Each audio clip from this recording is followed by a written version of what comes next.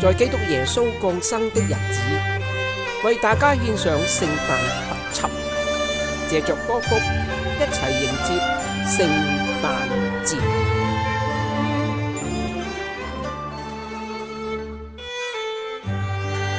在伯利恆野外有牧羊人，夜間值班看守羊群，有主的一個使者站在他們旁邊，主的榮光四面照着他們，牧羊人就很懼怕。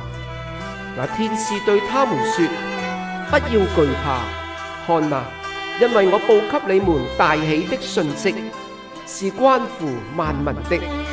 因今天在大衛的城裏，為你們生了救主，就是主基督。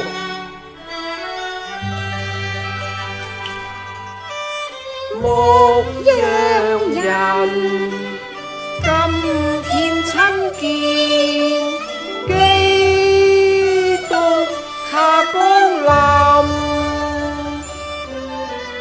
主於尊降臨，救萬民，天軍高唱讚頌，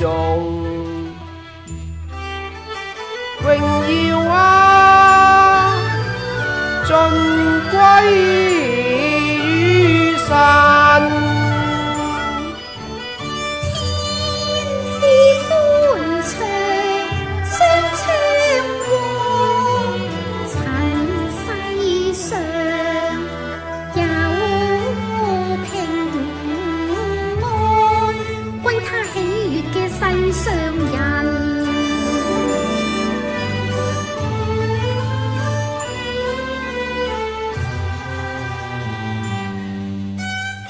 夜裏曾有東方三博士，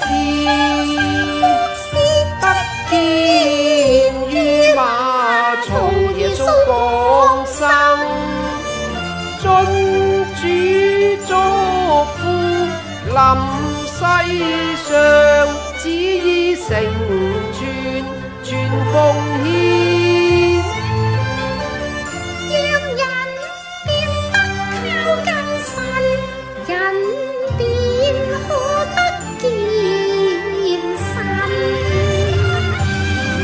耶穌降生是要救贖世人，顯明神與我們同在，讓我們信神的盼望得以成就。